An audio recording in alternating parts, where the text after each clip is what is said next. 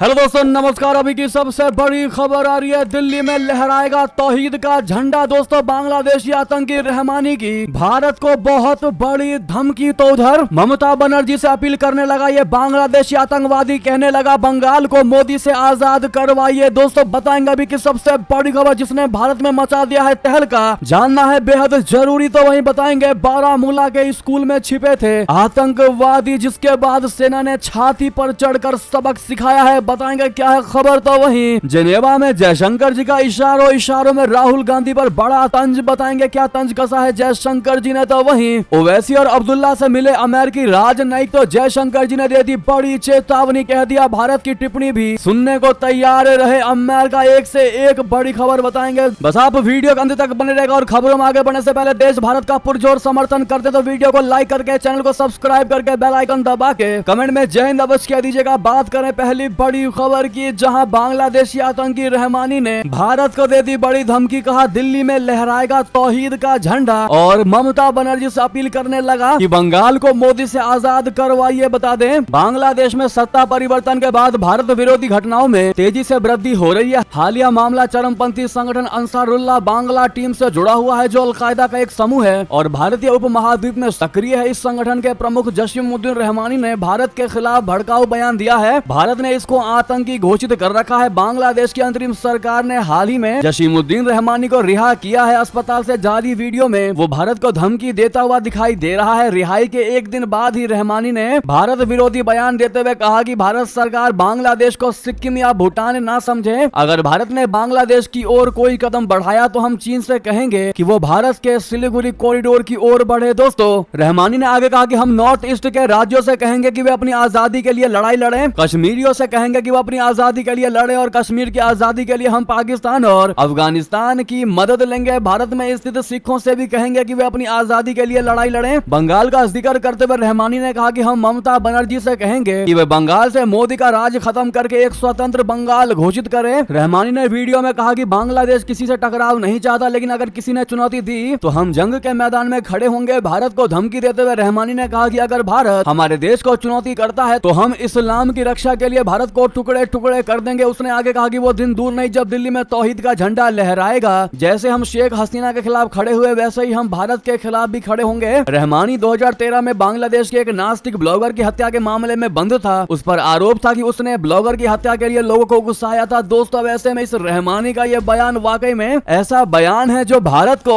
चिंता में जरूर डाल सकता है कि ये भारत में फूट डलवाने की, भारत को टुकड़े टुकड़े करने की कोशिश में लगा हुआ है। ऐसे में देखना ये होगा कि इस रहमानी पर भारत क्या एक्शन लेता है, क्या दबाव डाल पाता है अपना भारत बांग्लादेश की यूनुस सरकार पर। या तो इसको जेल में डाला जाए या फिर इसका अलग ही स्वागत किया जाए। अब देखने वाली बात यह रहेगी कि भारत कितनी फ्रीक्वेंट इस पर एक्शन लेता है। दोस्तों, लेकिन आपकी राय तो बनती है दोस्तों, एक भारतीय होने के नाते इस आतंकवादी मंसूबे रखने वाला चरमपंथी संगठन अंसारुल्लाह बांग्ला टीम से जुड़ा हुआ यह व्यक्ति रहमानी को जवाब देना मत भूलिएगा उसके इन बातों का। तो दोस्तों, बात करें एक और खबर की, जहां बारामूला के स्कूल में छिपे थे आतंकवादी, सेना ने छाती पर चढ़कर सबक सिखाया। भारत के 3 दुश्मन हुए ढेर। दोस्तों, प्रधानमंत्री नरेंद्र मोदी की डोडा रैली से पहले भारतीय सेना को लगातार कामयाबी मिल रही है। 3 जिलों में एक साथ कई टीमें आतंकी फन कुचल रही हैं। इस बीच सबसे बड़ी कामयाबी मिली बारामूला में, जहां सुरक्षा बलों के साथ मुठभेड़ में स्कूल की इमारत में छिपे 3 आतंकवादी मारे गए। उत्तरी कश्मीर के बारामूला जिले के पट्टन के चक टप्पर इलाके में एक महत्वपूर्ण अभियान में 3 आतंकवादियों को मार गिराया गया है। सेना के अधिकारियों ने थोड़ी देर पहले इसकी पुष्टि कर दी है। शुक्रवार देर रात शुरू हुई मुठभेड़ तब और ज्यादा बढ़ गई जब सुरक्षा बलों ने एक स्कूल की इमारत में छिपे आतंकवादियों के साथ मुठभेड़ की। शुरुआती रिपोर्टों से संकेत मिलता है कि अभियान के शुरुआती चरणों में एक आतंकवादी मारा गया। हालांकि जैसे जैसे तलाशी अभियान आगे बढ़ा,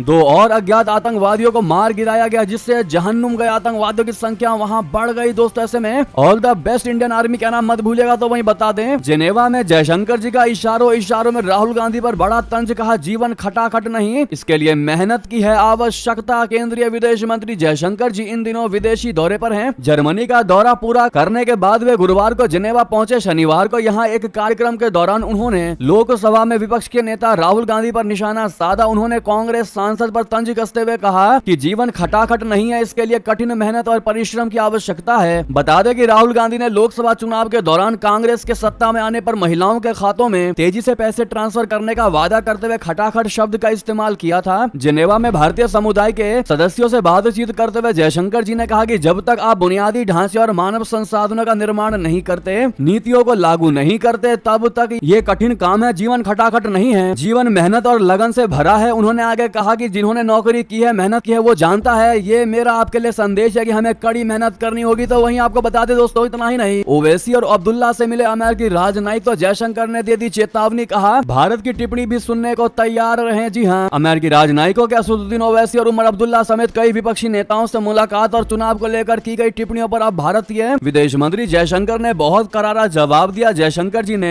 शुक्रवार को जिनेवा में कहा कि उन्हें अन्य देशों की ओर से भारतीय राजनीति पर टिप्पणी करने से कोई समस्या नहीं है, लेकिन उन्हें अपनी राजनीति पर उनकी टिप्पणी सुनने के लिए भी तैयार रहना चाहिए। भारतीय विदेश मंत्री ने यहाँ भारतीय समुदाय के साथ बातचीत के दौरान यह तीखी टिप्पणी की। इससे पहले अमेरिकी राजनयिकों के विपक्षी नेताओं से मिलने पर भारत में बहुत तीखी प्रतिक्रिया हुई थी दोस्तों। अब ऐसे में विदेश मंत्री जयशंकर ने इसका सीधा जवाब नहीं दिया, लेकिन उन्होंने कहा यदि लोग हमारी राजनीति के बारे में टिप्पणी करते हैं तो मुझे कोई समस्या नहीं है, लेकिन मुझे पूरी निष्पक्षता के साथ लगता है कि उन्हें भी अपनी राजनीति के बारे में मेरी टिप्पणी सुनने के लिए तैयार रहना चाहिए। ऐसे में कटी हुई बात, एकदम सटीक बात जयशंकर जी ने टू द पॉइंट कहते नजर आए हैं। आप क्या कहना चाहेंगे दोस्तों जयशंकर जी के इन बयान का? क्या आप समर्थन करेंगे? बताइएगा जरूर। तो वहीं बता दें, LCA तेजस फाइटर जेट को बेचने के लिए ब्राजील से C390 एयरक्राफ्ट खरीदेगा क्या अपना भारत? मोदी सरकार करेगी लेन देन वाली डील। दोस्तों पिछले कुछ सालों में भारत और ब्राजील के बीच रक्षा संबंध मजबूत हो रहे हैं और जल्द ही ब्राजील का एक प्रतिनिधि मंडल एक महत्वपूर्ण डिफेंस सौदे की संभावना तलाशने भारत आ रहा है और माना यह जा रहा है कि इस दौरान भारतीय फाइटर जेट के आयात को लेकर बात हो सकती है। रिपोर्ट के मुताबिक ब्राजीलियन डेलीगेशन के दौरान भारतीय हल्के लड़ाकू विमान तेजस हेलीकॉप्टर और भारतीय वायुसेना को एम्ब्रेयर C390 मिलेनियम की संभावित बिक्री पर विचार किया जा रहा है। हाल के दिनों में रक्षा सौदे भारत के लिए एक राजनीतिक फैसलों में अहम रहे हैं, जिसका मकसद मेक इन इंडिया को मैक्सिमम स्तर पर ले जाना और सहयोगियों के साथ रणनीतिक संबंधों को बढ़ावा देना है। यह आश्चर्य की बात नहीं होगी कि भारत दुनिया के लेटेस्ट ब्राजीलियन भारी लिफ्टर C390 मिलेनियम को अपने एयरफोर्स के लिए चुन सकता है, जो अपने अमेरिकी समकक्ष की तुलना में ज्यादा तेज और कुशल है। दोस्तों वहीं बता दें, कनाडा में हिंदू विरोधियों के लिए नहीं है जगह। दोस्तों खालिस्तान प्रेम पर बुरे फंसे जस्टिन ट्रूडो। बता दें, जस्टिन ट्रूडो की सरकार की खालिस्तानियों के साथ हमदर्दी अब कनाडा के लोगों को भी खलने लगी है। 18 अगस्त को खालिस्तानियों की भारत के विरोध में प्रदर्शन करने पर आपत्ति जताई है। विपक्षी दल का कहना है कि इस तरह की हरकतें बर्दाश्त नहीं की जा सकती। जस्टिन ट्रूडो कनाडा में फूट डालने का काम कर रहे हैं। बता दें कि खालिस्तानियों के 18 अगस्त को भारतवंशियों ने स्वतंत्रता दिवस समारोह का आयोजन किया था। इस मौके पर खालिस्तानी वहां पहुंच गए और कार्यक्रम में खलल डालने लगे। वहीं खालिस्तानी हिंदुओं वापस जाओ का नारा भी लगा रहे थे। जानकारी के मुताबिक सिख फॉर जस्टिस के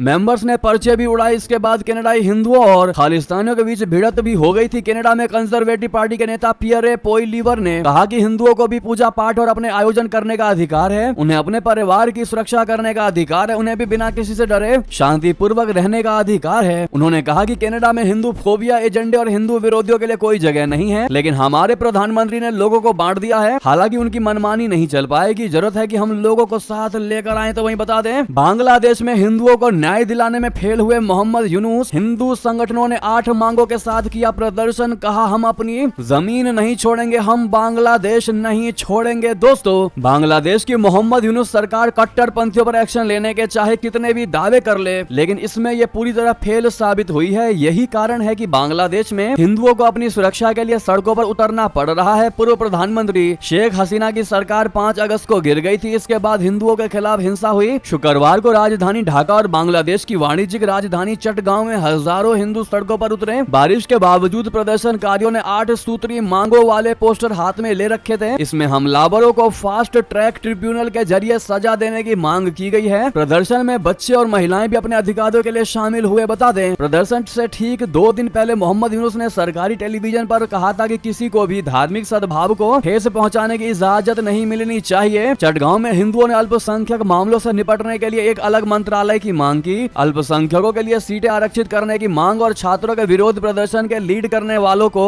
उनके साथ बैठने को कहा। उन्हें कार्रवाई के लिए 15 दिनों का समय दिया गया है। प्रदर्शनकारियों ने मुआवजा और पुनर्वास की मांग करते हुए कहा कि जब तक उनकी डिमांड पूरी नहीं हो जाती तब तक वे वापसी नहीं करेंगे। जी हाँ, उन्होंने जोर देकर कहा कि वे किसी एजेंट के रूप में काम नहीं कर रहे हैं। खुद को बंगाली बताते हुए उन्होंने घोषणा करते हुए कहा कि वो इस जमीन को नहीं छोड़ेंगे। तो वहीं बता दें, ईरान भारतीयों के लिए काफी सुरक्षित जगह, लोगों को वहां घूमने जाना चाहिए। दोस्तों ईरानी राजदूत का बहुत बड़ा बड़ा बयान। हर भारतीयों के लिए प्राउड मूवमेंट वाली खबर है। भारत के साथ ईरान का रिश्ता काफी पुराना है। शुक्रवार को एक रोड शो के दौरान ईरानी राजदूत इराज इलाही ने भारतीय नागरिकों से ईरान घूमने का आग्रह किया। उन्होंने भारतीयों और अन्य पर्यटकों को भरोसा दिलाया है कि ईरान यात्रा करने और घूमने के लिए काफी सुरक्षित जगह है। इसके साथ ही उन्होंने ये भी उम्मीद जताई है कि दोनों देशों के बीच जल्द से जल्द सीधी उड़ानें शुरू होंगी। उन्होंने कहा कि भारतीय एयरलाइंस भारत और ईरान के कई शहरों के बीच सीधी उड़ानें शुरू करेंगी। उन्होंने बताया कि वर्तमान में तेहरान और दिल्ली के बीच सिर्फ 2 सीधी उड़ानें हैं और एक मुंबई से है। इलाही ने इससे पहले भी इस तरह का बयान दिया था। इसी साल फरवरी में इलाही ने कहा कि पश्चिमी देशों ने ईरान की छवि खराब की, भारतीयों को वहां जाना चाहिए और रियल ईरान को देखना चाहिए। दोस्तों वाकई में एक तरफ जहां भारत को बदनाम करने की कोशिश की जा रही है बुरी ताकतों के द्वारा, तो वहीं इस तरह के बयान भारत के लिए बड़े ही गर्व महसूस कराने वाले स्टेट में निकलकर सामने आ रहे हैं। दोस्तों ऐसे में मेरा भारत महान कहना मत भूलिएगा। तो वहीं आपको बता दें, एक पाकिस्तान के वीडियो को भारत का बता करके भारत को बदनाम करने की जा रही है पाकिस्तानियों द्वारा कोशिश दोस्तों, जिसमें एक बंदा कहता नजर आ रहा है कि या तो मरूंगा या मारूंगा। बता दें सोशल मीडिया पर गलत सूचनाओं और फेक न्यूज का प्रसार एक गंभीर समस्या बनता जा रहा है। हाल ही में एक ऐसा मामला सामने आया है जहां एक पाकिस्तानी नागरिक से जुड़ा वीडियो भारत का बताकर वायरल किया जा रहा है ताकि भारत को बदनाम किया जा सके। इस वीडियो में एक शख्स को बिजली चोरी करते हुए पकड़ा गया है और जब बिजली विभाग के कर्मचारी, बिजली विभाग के अधिकारी उससे सवाल जवाब पूछ रहे तो वो गुस्से में कह रहा है कि अगर मेरे घर की बिजली काटी तो या तो मर जाऊंगा या मार दूंगा, लेकिन कार्रवाई नहीं होने दूंगा। दोस्तों ऐसे में पाकिस्तानी इस वीडियो को शेयर करके दिखाने की कोशिश कर रहे हैं कि भारत का ये हाल है। भारत में लोग चोरी भी कर रहे हैं और सीना चोरी भी कर रहे हैं। ऐसे में आपकी राय तो बनती है दोस्तों पाकिस्तानियों के इस चाल को लेकर। तो वहीं बता दें प्रधानमंत्री मोदी के इस मास्टर स्ट्रोक से हक्का बक्का रह गया चाइना। सिर पकड़कर बैठे व्यापारी रह रह कर निकाल रहे खींच। दोस्तों प्रधानमंत्री मोदी भारत की अर्थव्यवस्था को मजबूत करने के लिए हर संभव प्रयास कर रहे हैं। देश में बहुत से सेक्टर ऐसे हैं जहां चीन से आने वाले सामानों का भारतीय बाजार में काफी ज्यादा दबदबा है। धीरे धीरे करके प्रधानमंत्री मोदी जी चीन की इसी मोनोपोली एकाधिकार को खत्म करने में लगे। इसी कड़ी में एक कदम और आगे बढ़ाते हुए हाल ही में केंद्र सरकार ने चीन से इंपोर्ट होने वाले स्टील से जुड़े प्रोडक्ट पर हैवी ड्यूटी लगाने की अवधि को 5 साल के लिए और बढ़ा दिया है। भारत के इस कदम से चीन हक्का बक्का रह गया और अब आंखें दिखा रहा है। 2 दिन पहले वित्त मंत्रालय ने अपने नोटिफिकेशन में कहा कि भारत सरकार ने चीन और वियतनाम से वेल्डेड स्टेनलेस स्टील पाइप और ट्यूब के आयात पर एंटी सब्सिडी ड्यूटी को 5 साल के लिए बढ़ा दिया है। तो वहीं आपको बता दें गलवान घाटी से लौटी चीनी सेना बीजिंग ने कहा कि एक दूसरे का शोषण करने से बचे दोनों देश तो दोनों के लिए है बेहतर। दरअसल चीनी विदेश मंत्रालय ने पूर्वी लद्दाख में गलवान घाटी सहित 4 जगहों पर सैनिकों की वापसी का उल्लेख करते हुए शुक्रवार को कहा कि रशिया में अपनी बैठक के दौरान भारत और चीन ने द्विपक्षीय संबंधों में सुधार के लिए मिलकर काम करने पर सहमति जताई है। चीन के विदेश मंत्रालय द्वारा जारी एक प्रेस विज्ञप्ति के मुताबिक राष्ट्रीय सुरक्षा सलाहकार अजीत डोभाल और चीनी विदेश मंत्री वांग यी ने गुरुवार को रूस के सेंट पीटर्सबर्ग में ब्रिक्स सदस्य देशों में सुरक्षा मामलों के लिए जिम्मेदार उच्च स्तरीय अधिकारियों की बैठक से इतर बातचीत की थी। इस दौरान दोनों पक्षों ने सीमा मुद्दों पर हाल के विचार विमर्श में